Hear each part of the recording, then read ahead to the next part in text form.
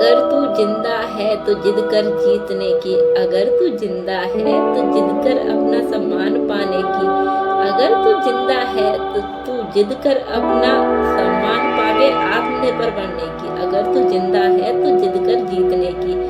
तो ये लाइन मैं उन महिलाओं के लिए बोल रही हूँ, उन गृहिणियों के लिए बोल रही हूँ जो घर का काम कर रही हैं और काम करने के साथ साथ भी तुम्हें कोई रिवार्ड नहीं दिया जा रहा, कोई अवार्ड नहीं दिया गया है तुम्हें। सिर्फ वही काम करते करते तुम अब तक की अपनी ज़िंदगी निकालते आ गए हो, लेकिन उस काम के बदले तुम्हें कोई अलग से इनाम नहीं दिया जाता है। तुमको वो काम करना है, क्यों? क्योंकि तुम घर की महिला हो, इसलिए तुम्हें करना है। लेकिन आज मैं आपसे बात करूँगी कि आपने सोचा है कभी कि आप पूरी ज़िंदगी आप ऐसे निकाल दोगे घर का काम करते करते, रोते बिलखते और टेंशनों में कि मेरे साथ ये हो रहा है वो हो रहा है, बदले में आप कुछ कर नहीं पा रहे हो सिवाय इतना कि आपको घर का काम करना है और ये टेंशनें भी चल रही हैं। लेकिन क्या आप नहीं चाहते कि आपकी भी पहचान हो और आप कुछ ऐसा करो कि आप भी सर उठा के बोल सको कि मेरी खुद की पहचान है, मैं सिर्फ एक गृहिणी नहीं हूँ, मेरा भी स्वाभिमान है और मैं भी कुछ कर रही हूँ। तो आप अगर कुछ करना चाहती हो, अपने सपने को पूरा करना चाहते हो, आपके कुछ भी सपने जो आपको एक पहचान दिला सकें, आपके वजूद को पूरा कर सकें, आपको एक नाम दे सकें, तो आपका जो भी सपना हो आप वो पूरा करना चाहते हो। तो आज मैं उसी बारे में बातें करूँगी कि कैसे हम घर परिवार को संभालते हुए अपने मन के अंदर छुपे हुए हमारे सपने को पूरा करें। और अगर आपके अंदर कोई सपना नहीं भी है तो मैं आपको एक बात बोलूँगी कि आप एक सपना जगाइए, क्योंकि एक हाउस वाइफ के साथ आप ये इस टैग के साथ नहीं पूरा जीवन जीना कि हम सिर्फ हाउस वाइफ है और उसके बदले हम कुछ नहीं है। तो आज ही मेरी वीडियो को देखने के बाद आप अपने मन में एक सवाल कीजिए कि मुझे भी मेरी पहचान बनानी है, आत्मनिर्भर बनना है। क्योंकि चाहे गृहिणी कितना भी अच्छा काम कर ले, लेकिन फिर भी वो सम्मान की अधिकारी नहीं हो पाती। क्यों? क्योंकि ये लाइन सिर्फ कहने में ही अच्छी लगती कि नारी नारी सम्मान की अधिकारी, लेकिन सच बताऊं तो ये नारी सम्मान की अधिकारी लाइन ही अच्छी है बस, बाकी इसके इर्द गिर्द रहने वाले लोग जो भी ये बोलते हैं वो कहीं ना कहीं नारी को वो सम्मान नहीं दे पाते जो उसको मिलना चाहिए। तो नारी को सम्मान तभी मिलता है जब वो आत्मनिर्भर है, खुद का खर्च खुद उठाने लायक है, संबल है। तो मैं आज यही चीज़ बोलूँगी आपसे कि आप कैसे आत्मनिर्भर बन सकते हो और कैसे अपने अंदर खोए हुए सपने को वापस जगा सकते हो। तो देखिए, सबसे पहले मैं आपसे एक बात बोलूँगी कि हम सफल तभी बन सकते हैं जब हमारे अंदर से आवाज़ आएगी कि हाँ, मुझे खुद के लिए कुछ करना है। अगर आप सच में अपने लिए कुछ करना चाहते हैं, आप चाहते हो कि जो लोग आपके वजूद को अब तक कुचल चुके थे, जो आप परिवार, बच्चे, पति, इन सब के पीछे अपनी पहचान खो चुके थे, तो आप अपनी पहचान को फिर से पाना चाहते हो, तो आपको खुद से पूछना है कि क्या मैं सच में ये करना चाहती हूँ। और अगर आपका जवाब आए कि हाँ मैं करना चाहती हूँ, तो उसके बाद आपको एक सवाल और करना है अपने आप से कि ये जो पारिवारिक जिम्मेदारियाँ ये तो मुझे निभानी है, लेकिन इनके बाद मुझे जो समय मिलेगा, क्या मैं वो पूरा समय मेरे सपने के लिए दे सकूँगी? क्या मैं मेरा जो भी बचा कुचा टाइम है, क्या मैं इतनी मेहनत कर पाऊँगी कि मैं मेरे सपने को पूरा कर सकूँ? क्योंकि जिस सपने को मैं पूरा करने का सपना देख रही हूँ, उसके लिए मुझे परिवार के साथ साथ उस सपने के लिए मेहनत करनी होगी। तो आप उस सपने को बुनने से पहले ही खुद से एक सवाल कीजिए कि मैं जो सोच रही हूँ वो कर सकती हूँ क्या, और कर रही हूँ तो मेरे मन में ये सवाल आया है तो क्यों आया है और मुझे ये क्यों करना है। तो आप एक क्यों का जवाब ढूंढ कर ही अपने सपने की तरफ बढ़िए।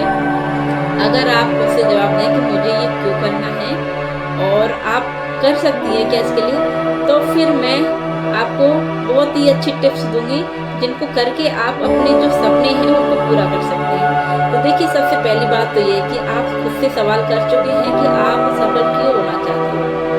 आप ऐसी क्या वजह है जिसकी वजह से आप अपना सम्मान पाना चाहते हो, आप अपने आत्मनिर्भर बनना चाहते हो, तो आप अपने सपने को पूरा करना चाहते हो। तो इस क्यों का जवाब देने के बाद फिर आपने ये भी डिसाइड किया होगा कि क्या मैं इसके लिए अलग से समय दे सकूँगी। अगर आप इन दोनों सवालों के जवाब दे चुके हैं तो आप सबसे पहले उस चीज़ को छानिए। अब बेशक आपका कोई भी सपना रहा होगा शादी से पहले या शादी के बाद में कि आपको ये करना है वो करना है, लेकिन एक बार वापस से आप शांति से बैठिए, 1-2 दिन गहराई से सोचिए, जब भी समय मिले अपने बारे में सोचिए कि आपके अंदर ऐसी कौन सी चीज़ है जिसमें आप मन लगा करके काम कर सकते हो।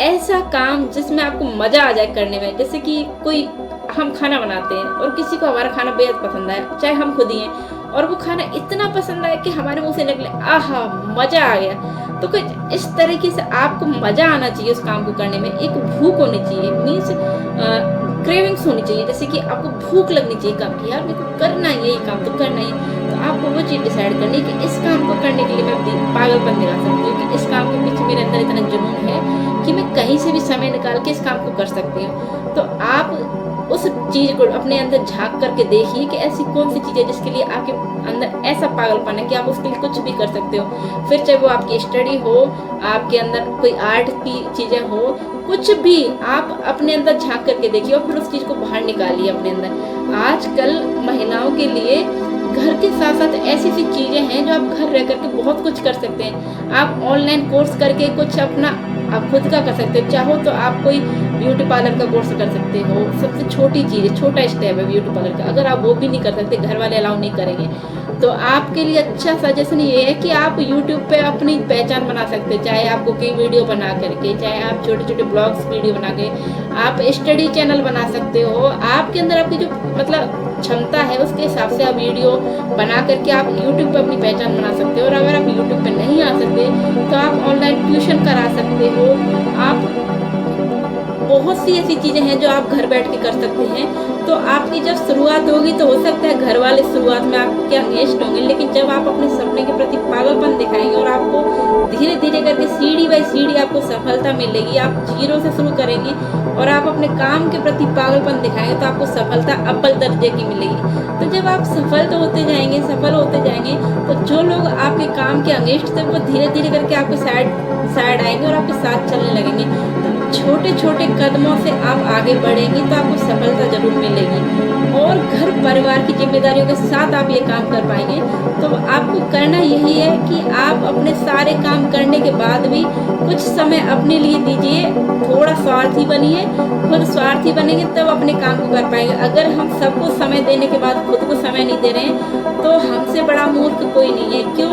क्योंकि चाणक्य ने भी कहा है कि जो इंसान खुद की वैल्यू नहीं समझ रहा, जो खुद को समय नहीं दे रहा, वो इंसान मूर्खों से भी बड़ा मूर्ख है। क्योंकि जो इंसान खुद की वैल्यू नहीं समझता, उसकी दूसरे भी वैल्यू नहीं समझेंगे। तो पहले खुद को वैल्यू दीजिए, खुद को वैल्यू देना सीखिए, खुद के समय की कद्र कीजिए और उस वैल्यू के अंदर खुद के अंदर वो अच्छाई ढूंढिए जिससे आप बड़ी और अव्वल दर्जे की सफलता पा सकें। तो आज की वीडियो में बस यही कहना चाहती हूँ कि उठिए, अपने अंदर के टैलेंट को पहचानिए और उस टैलेंट के हिसाब से आप समय निकाल करके, जिस तरीके से आप निकाल सकते हो उस तरीके से आप समय निकाल करके अपनी पहचान बनाइए और आपका सपना आपकी राह देख रहा है, जा करके अपने सपने से मिलिए। तो आज का वीडियो यही खत्म करती हूँ। आई होप आप लोगों को पसंद आया होगा वीडियो अच्छा लगा हो तो प्लीज़ वीडियो को लाइक करना, शेयर करना और वीडियो को शेयर करना बिल्कुल ना भूलिए। मिलती हूँ